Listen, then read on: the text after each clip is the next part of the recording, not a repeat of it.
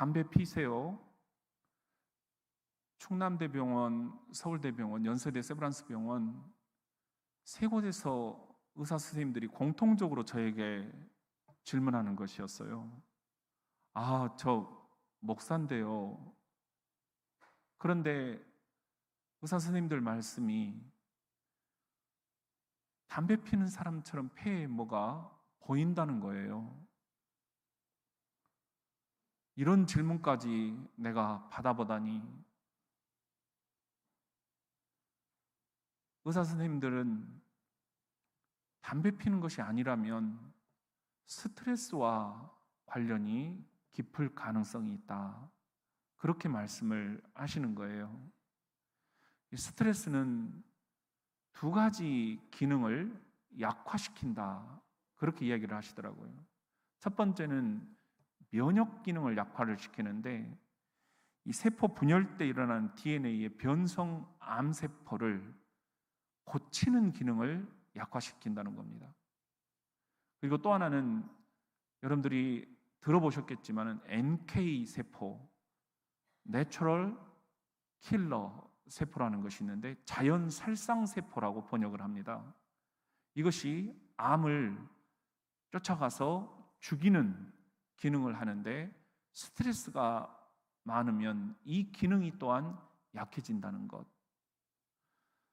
스트레스라 내가 그토록 피하고 싶었는데, 그리고 교인들에게도 우리 스트레스 받지 맙시다 그렇게 이야기들을 했는데, 내가 이 스트레스로 이렇게 쓰러지게 되다니. 그때부터 필름이 돌아가듯 지난날 내가 스트레스 받았던 일들, 왜 그때 그랬을까? 왜 좀 더 내가 지혜롭게 대처를 못했을까? 후회가 물밀듯 밀려오기 시작을 했습니다. 사랑하는 성도 여러분, 제가 그 즉시 핸드폰을 꺼내서 다시 병상의 메모들을 하기 시작을 했어요.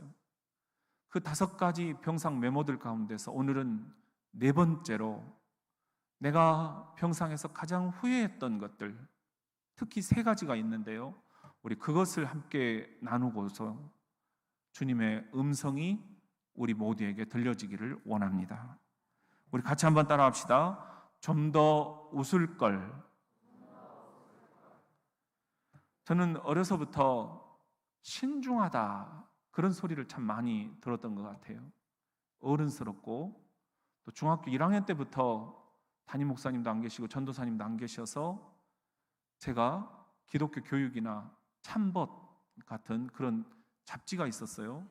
거기 뒤에 보면은 별책 부록으로 설교문들이 실려 있었는데, 그걸 달달 외워서 교회에서 어린이부 설교를 하고 중고등부 누나들 형들 앞에서 설교를 하고 그랬어요. 그러니까 늘 너무너무 칭찬을 많이 들었어요. 나중에 꼭 목사님 되거라. 장로님들이 저를 그렇게 예뻐해 주셨어요. 그게 저는 칭찬이다 그렇게 생각을 했거든요. 그런데 다른 한편으로 생각을 해보면 내가 너무 그러다 보니까 사람들에게 이렇게 눈치를 보게 되고, 잘못하면 안 되지, 실수하면 안 되지, 다 나를 칭찬하시는데, 그러면서 자꾸 예민해지는 거예요. 또 너무 심각해지는 거예요. 그래서 세상의 모든 근심 걱정은 네가 다 지고 가는 것 같다? 항상 친구들이 저한테 그런 이야기를 했어요. 그리고 얼굴 좀 펴라, 그런 이야기를 많이 들었습니다. 무뚝뚝한 표정, 그리고 늘 이렇게 그런 어두운 얼굴빛. 군복으로 24년을 있다 보니까, 그것도 특별히 이 자살 충동을 일으키고 있는 병사들을 부대에서 저에게 보내주시면 3박 4일씩 데리고 있었어요. 그걸 지금까지 하다가 나온 거예요. 그러다 보니까 항상 지휘관도 없는 상태에서 교회에서 그 친구들이 혹시 사고가 나면 어떡하지? 그 불안감, 그리고 또 잘 체크를 해야 되고 2중, 3중으로 관리를 해야 되고, 그러니까 더 제가 심각한 얼굴들이 됐던 것 같아요. 그러다가 코로나 3년 모든 게 저를 더 예민하게 만들었습니다. 매주 장로님들과 이번 주는 어떻게 해야 될까요? 의견을 여쭈면서도 궁극적으로 마지막 책임은 담임 목사인 내가 져야 된다. 어떻게 교인들을 안전하게 이 코로나의 산에서 모시고 내려갈 수 있을 것인가? 담임 목사로서 뭔가라도 해야 된다라는 강박관념.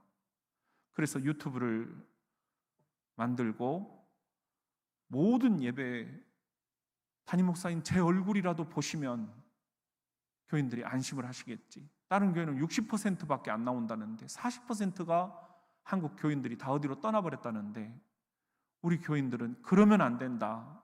내 얼굴이라도 보여드리자. 그랬던 것 같아요. 거기에 대한 이 강박관념이 저를 스트레스를 많이 줬던 거 아닌가, 그런 생각을 해봅니다. 감사하게도 코로나로 우리 교인들 가정은 한 가정도 떨어져 나간 가정이 없습니다. 할렐루야. 그렇지만 그런 모든 것들을 감내해야 되는 우리들 이 하나하나의 노력들, 저도 그런 와중에서 스트레스를 많이 받았던 것 같습니다. 어느 날 어떤 장로님이 저한테 이런 말씀을 하시더라고요. 목사님 혼자서 용 쓰는 모습이 너무 애처롭다. 베드로전서 5장 7절 말씀입니다. 시작. 너희 염려를 다 주께 맡기라. 이는 그가 너희를 돌보심이라. 다 주께 맡기라고 하시는데 그렇게 설교는 하면서도 제가 깜짝 놀랐어요. 주님께 못 맡기고 있는 거예요. 아니, 저 예수님이, 저 양반이 코로나를 겪어보셨을까? 나보다도 더 우리 교인들을 고민하실 수가 있을까? 내가 정작 예수님께 못 맡기고 있는 거예요. 그러다 보니 목회의 짐이 너무 버거웠습니다. 거기서 오는 스트레스. 제가 이 스트레스로 쓰러질 줄은 정말 몰랐습니다. 이 젊은 나이에. 너무너무 후회가 됐습니다. 스트레스 없는 목회, 좀 더 웃으면서 목회할 수는 없었을까? 병상에서 제가 주목한 사람이 있습니다. 노먼 커든스라는 분인데요. 이분의 이야기가 다시 한번 저에게 떠올랐어요. 1964년 8월 50세 초반에 러시아 여행을 갔다가 돌아와서 미열이 나고 몸살기가 도는 거예요. 그러더니 일주일이 지나니까 손, 발, 손가락, 발가락, 다리 전부 다 마비가 된 거예요. 병명은 콜라젠이라는 병명과 강직성 척수염이라는 병명이었습니다. 당시로는 완치율이 0.2%, 치명적인 병이었습니다. 사랑하는 아내 엘렌과 내 딸을 두고 이렇게 먼저 가야 하다니 너무 억울하고 속이 상했습니다. 꼭 제 마음 같았던 것 같아요. 그런데 그즈음 서재에서 한 책을 보게 됩니다. 그 책의 이름이 바로 Stress of the Life, 삶의 스트레스라는 책이었어요. 1954년에 몬트리올 대학교 한스 셀리라는 박사가 쓴 책이었습니다. 이 책을 우연히 읽게 된 거예요. 그리고는 거기서 두 가지를 깨닫게 됩니다. 하나님이 그런 깨달음을 주신 것 같아요. 첫째, 내가 먹고 있는 약, 하루에 아스피린 26알, 페닐부타존 12알, 한마디로 진통제에 쩔어 살고 있는데 문제는 이런 약으로는 자신의 이 콜라겐과 강직성 척수염, 이것이 이제 부신의 기능과 관련이 있는데 이 약들이 오히려 부신의 기능 회복을 기대하기 어렵게 만든다는 것. 또 하나 이 책에서 깨달은 게 있는데 삶의 스트레스라는 것, 욕구 불만, 억압된 분노, 불쾌하고 부정적인 감정, 이런 것들이 삶의 스트레스를 부과시켜서 화학적인 변화를 육체에 가져오게 해서 결국은 이 강직성 척수염과 관련이 있는 부신 호르몬을 마르게 한다라는 것. 이 한스 셀리 박사가 쓴 책에 그 내용들이 특별히 두 가지가 눈에 들어오더라는 거예요. 그리고는 놀랍게도 이 한스 셀리 박사가 쓴 책에서 구약 성경 한 구절을 보게 됩니다. 잘 아는 말씀이에요. 잠언 17장 22절 시작. 마음의 즐거움은 양약이라도 심령의 근심은 뼈를 마르게 하느니라. 마음의 즐거움은 양약이다. 영어 성경에 보면은 Merry heart is good medicine 이렇게 되어 있었습니다. Good medicine, 좋은 약이다. 뭐가? Merry, 즐거운 마음이. 아, 이거구나. 내가 즐겁게 살아야 살겠구나. 그렇다면 어떻게 해야 되지? 내가 웃어야 되겠구나. 웃으려면 어떻게 해야 되지? 억지로라도 노력을 해야 되겠구나. 웃으면 웃을 일이 생긴다. 이 책의 내용을 너무 공감을 하고는 그때부터 두 가지를 실천을 합니다. 그 첫 번째가 웃기는 영화들을 대거 수집을 한 거예요. 지금 같으면 몰래카메라였어요. 주치의가 당신의 이야기가 일리가 일부 있다. 그러면서 그 웃기는 영화들을 구해주신 거예요. 그래서 그걸 보면서 하하하, 하하하, 하하하 웃음을 짓기 시작한 거예요. 그랬더니 2시간 동안 진통 효과가 있더라는 거예요. 잠을 푹 잤어요. 그런데 또 다시 진통이 오니까 또 영사기를 틀어놓고 하하하 웃고 났더니 또 진통을 멈추게 하는 효과가 있더라는 거죠. 두 번째 시도했던 것이 있습니다. 간호사에게 유머집을 다 좀 구해달라. 그리고는 자기가 손이 굳어 있으니까 간호사에게 옆에서 좀 유머를 읽어줄 수 있느냐 부탁을 한 거예요. 간호사가 그 부탁을 들어준 겁니다. 거기서 또 웃으면서 그 유머집을 듣고 있노라니 또 진통의 효과가 오는 거예요. 이렇게 코미디 영화 또 유머집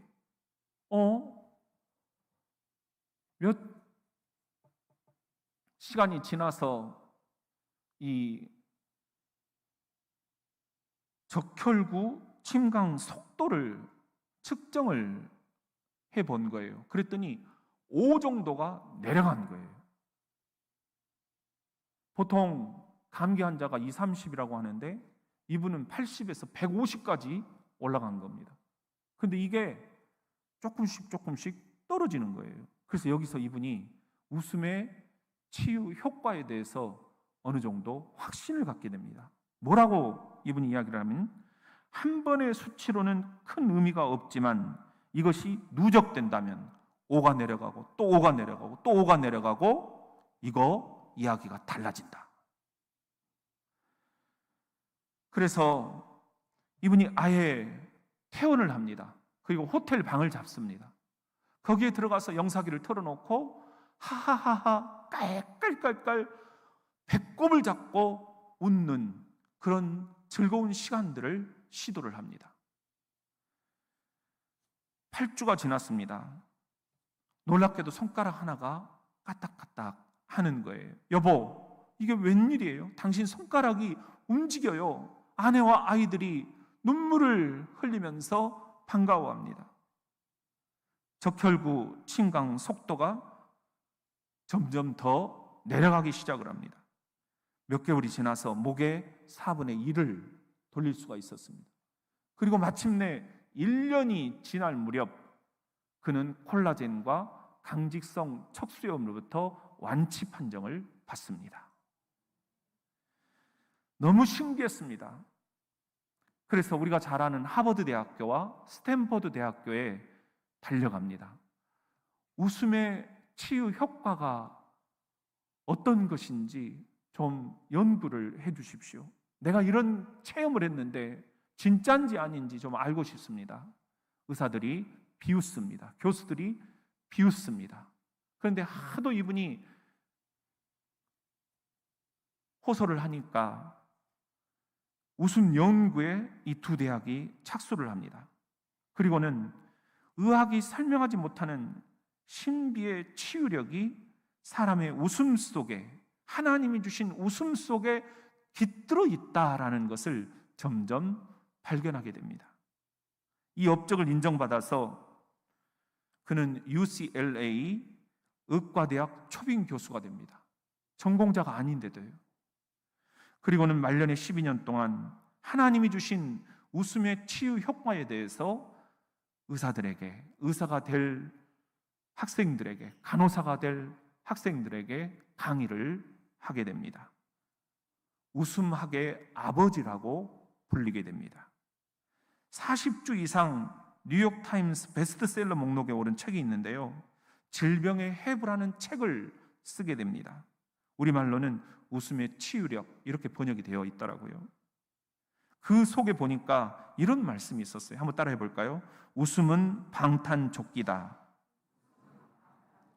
웃는 사람에게는 어떤 병균도 쉽게 침투해 들어올 수 없는 면역력을 하나님이 주신다는 거예요. 그는 말합니다. 웃으면 마약성 진통제인 몰핀의 200배 이상 효과가 있는 엔돌핀이 나온다. 우리가 요즘에 많이 얘기하잖아요. 엔돌핀. 웃음에서 나온다는 겁니다. 또 말합니다. 혼자 웃을 때보다 함께 웃을 때 33배 효과가 있다. 그래서 아내와 자녀들을 병원으로 불러요. 함께 웃자라고 합니다. 아빠를 위해서, 남편을 위해서 함께 깔깔깔깔 그 코미디 영화를 보면서 웃어줍니다. 그리고 친구들을 호텔방으로 불러요. 그리고 자기가 있는 그 호텔에서 영사기를 돌리면서 친구들과 함께 깔깔깔깔 웃습니다. 그런 노력을 했습니다. 그가 이렇게 얘기를 합니다. 웃음은 마음의 조깅이다. 웃음은 최고의 명약이다. 웃음은 내면 세계에 깊숙한 마사지다. 질병은 심각할수록 영성적이고 감성적이고 지성적이고 육체적인 전인적인 노력을 통해서 싸워야 된다. 그리고 이렇게 얘기합니다. 우리 몸에는 하나님이 주신 완벽한 약국이 있다. 놀랍게도 의사들이 진단하는 것보다 수십 년을 더 삽니다. 1990년 78세로 죽기 전에 슈바이처 상도 받습니다. 그 때문에 생겨난 언어가 있어요. 여러분들 요즘에 많이 들으셨죠? 웃음 치료라는 것입니다. 2014년부터 우리나라에도 들어와서 서울대 병원에 보면은 웃음 치료 전담 간호사가 있습니다. 저는 병상에서 이 노먼 커즌스를 생각을 했습니다. 실은 신학교 때 정태기 교수님이 상담 시간에 웃음에 효과가 있단다 하면서 알려주신 거예요.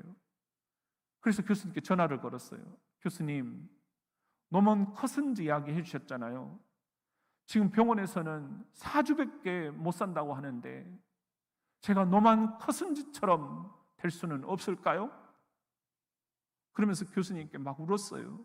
그랬더니 교수님이 이렇게 얘기를 하시는 거예요. 신목사, 이제 신목사가 한국의 노먼 커슨즈가 되어라. 그 말에 용기가 생기더라고요. 예, 교수님, 제가 한번 해볼게요. 제가 한번 그 증인이 되어볼게요. 제가 그 간증을 한번 해볼게요. 그리고는 아내에게 부탁을 했어요.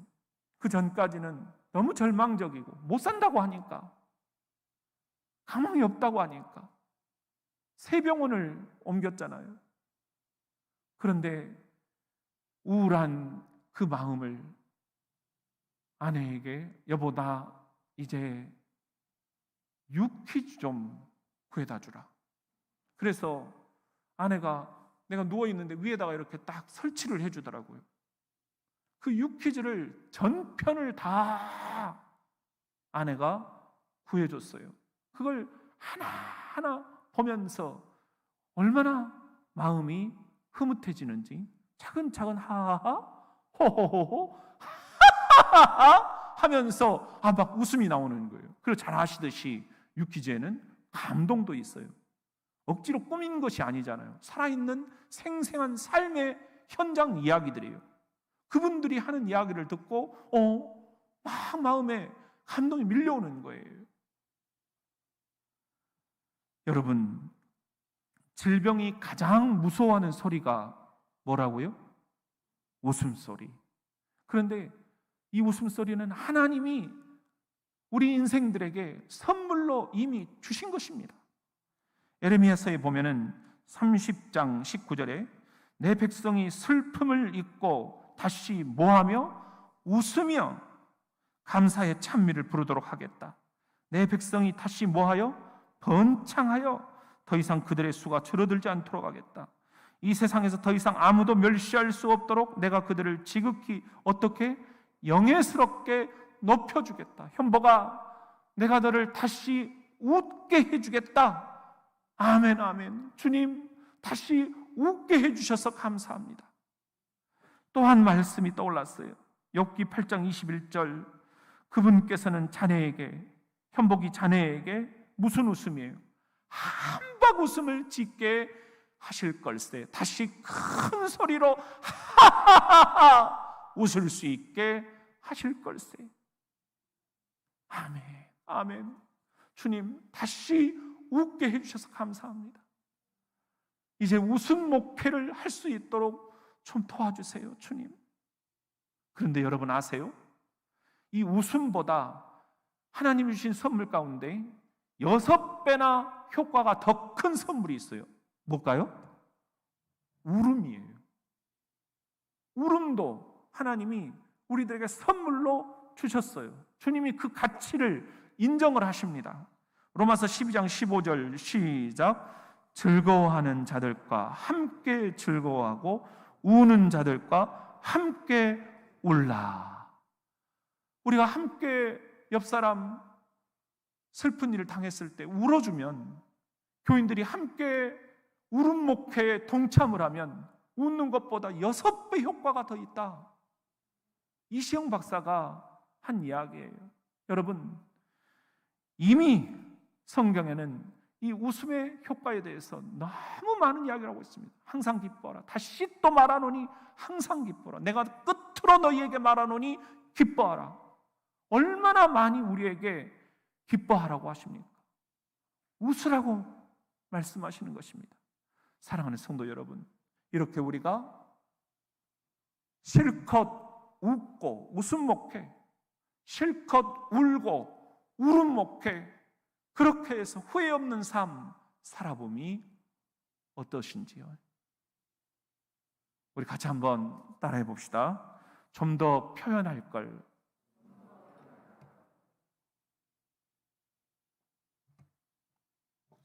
아내가 장모님 닮아서 음식을 참 잘해요. 그리고 손도 커요.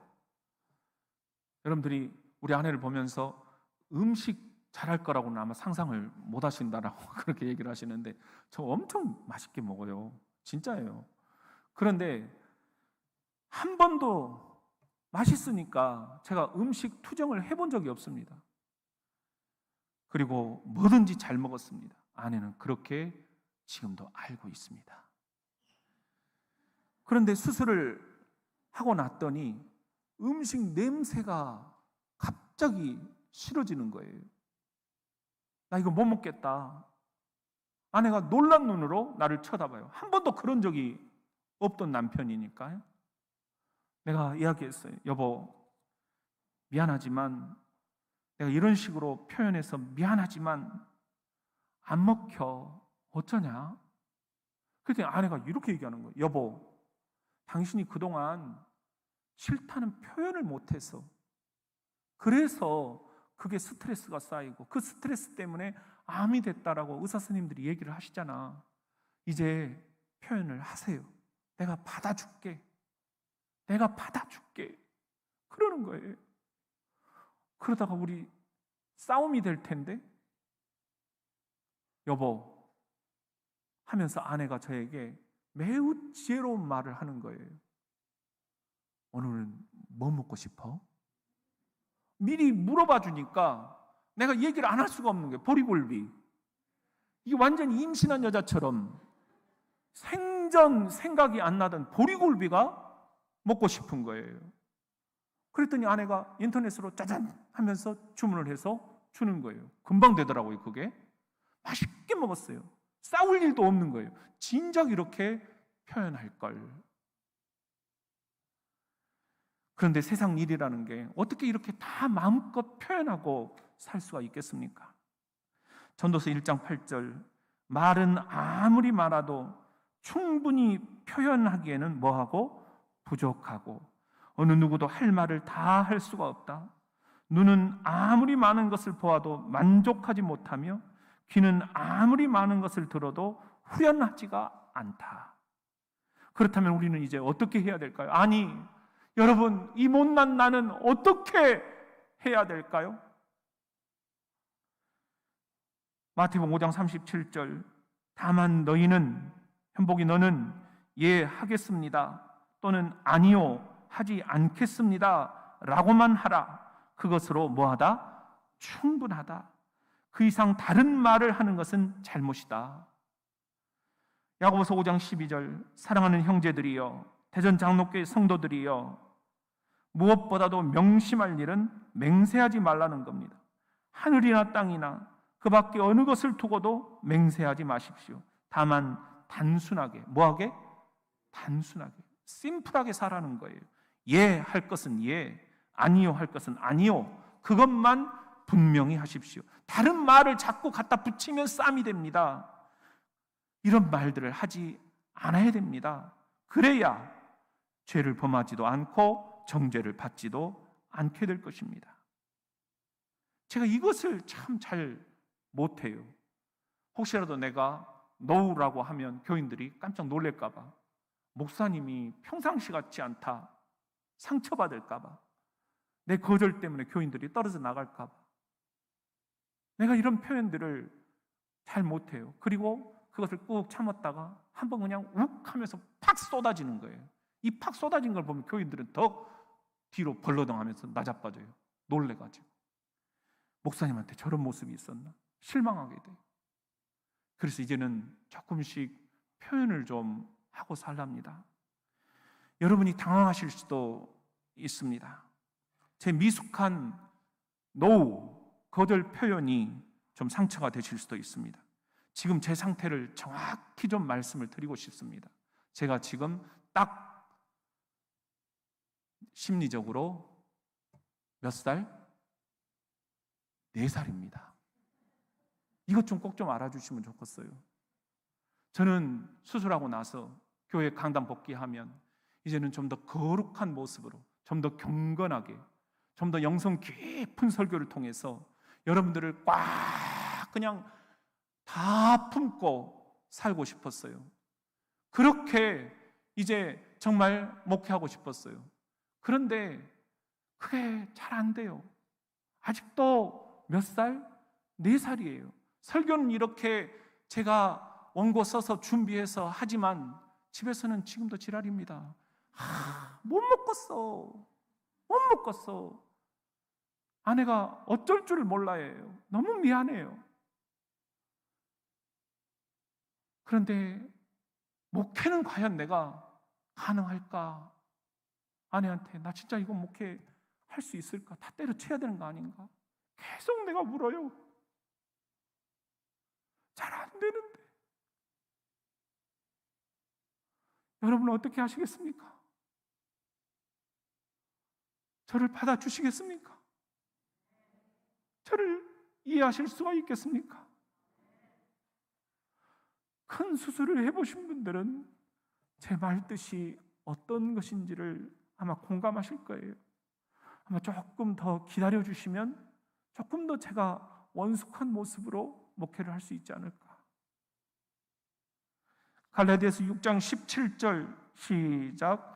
이후로는 누구든지 나를 괴롭게 하지 말라. 내가 내 몸에 예수의 흔적을 지니고 있노라.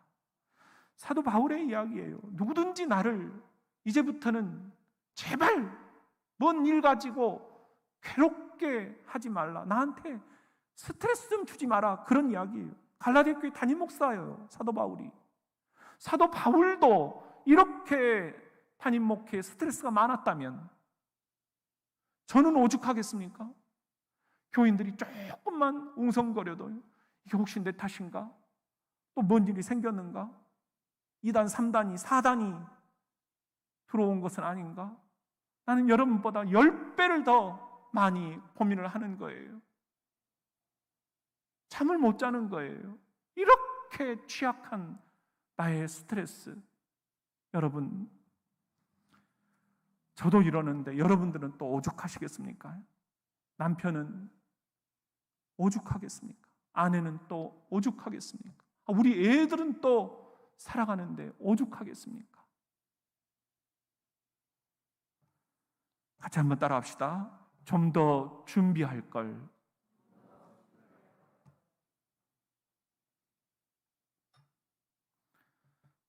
여기 충남대에서 큰 병원으로 가보시라 해서 서울대 병원으로 출발하기 전 집에서 아내와 두 아들을 모아놓고 마지막일지도 모르니 유언을 남기고 싶다. 울면서 유언을 했어요. 형아, 아빠가 좀 더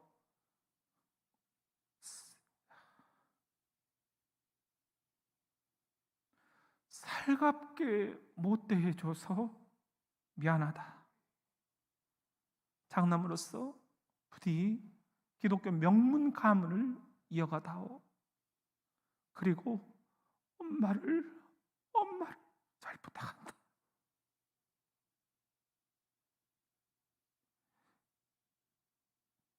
명아,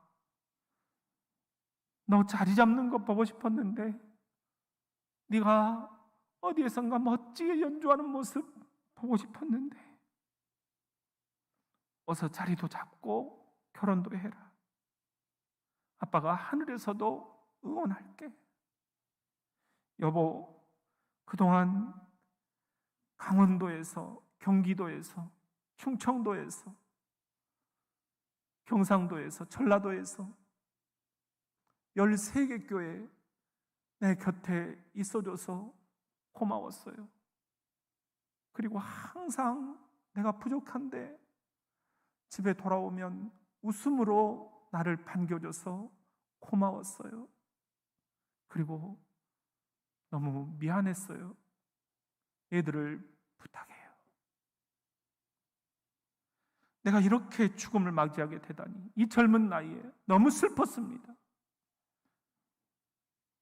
너무나 갑자기 죽음이 나에게 들이닥친 거예요.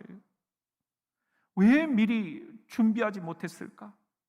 내 어영부영하다 이럴 줄 알았다. 어떤 사람의 묘비명처럼 내가 지금 너무 당혹스러운 거예요. 누가복음 12장 20절 오늘 주신 말씀입니다. 시작.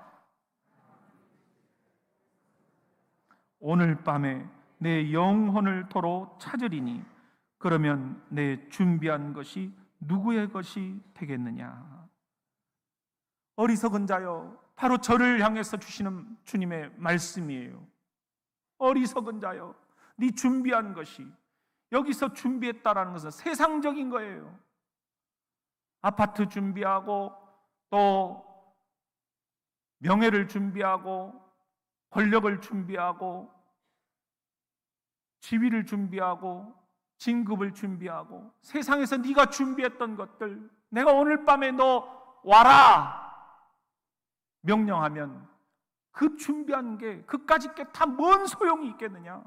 아무짝에도 소용이 없는 거 아니냐? 더 중요한 것을 준비해야 되지 않겠느냐?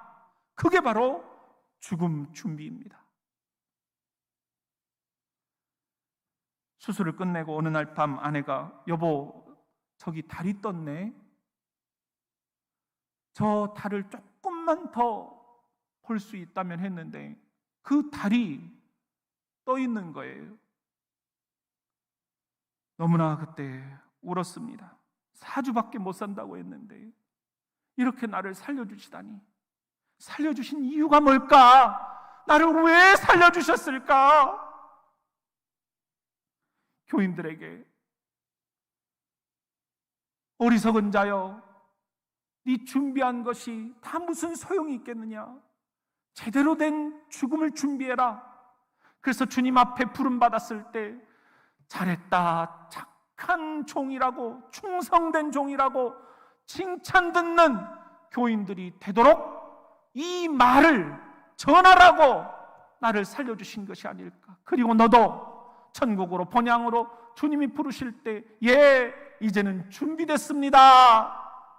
기뻐하며 룰루랄라 신나고 즐거워 천국으로 이사를 뿅 가는 그런 죽음이 될 수 있도록 나에게 조금 더 시간을 주신 것이 아닐까. 천상병 시인의 귀천 나 하늘로 돌아가리라. 새벽빛 와닿으면 쓰러지는 이슬 더불어 손에 손을 잡고 나 하늘로 돌아가리라. 노을빛 함께 단둘이서 기슭에서 놀다가 구름 손짓하면은 나 하늘로 돌아가리라. 아름다운 이 세상 소풍 끝내는 날 가서 아름다웠더라고 말하리라. 우리도 이렇게 후회 없이 살다가 주님이 부르실 때 이 세상 소풍 끝내고 주님 앞에 가서 소풍 잘 다녀왔습니다. 참 세상 소풍놀이 아름다웠습니다. 우리 그렇게 주님께 인사를 드리고 영생의 나라로 쏙 들어갈 수 있어야 되지 않겠는가? 3가지 후에 좀 더 웃을 걸, 또 뭐였죠? 좀 더 표현할 걸, 또 뭐였죠? 좀 더 준비할 걸. 합쳐보니까는 껄껄거리더라고요. 전도서 1장 15절 한 번 잘못된 일은 마치 흘러가 버린 강물처럼 되돌릴 수가 없다.